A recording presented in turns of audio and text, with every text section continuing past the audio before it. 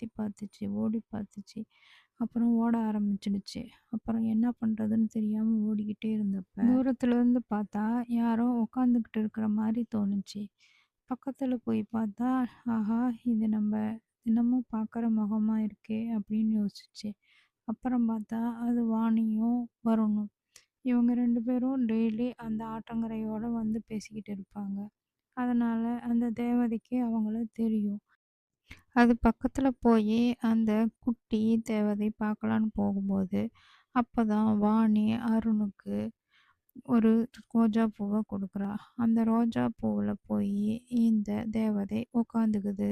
அருண் அந்த ரோஜா பூவ எடுத்துக்கிட்டு கிளம்பிட்டான். இவங்க 2 பேரும் வீட்டுக்கு போம்போது, வீட்டு வாயில்லே அவங்க அண்ணன் நின்னுகிட்டு இருக்கிறாரு. என்ன சொல்வதுன்னே தெரியல.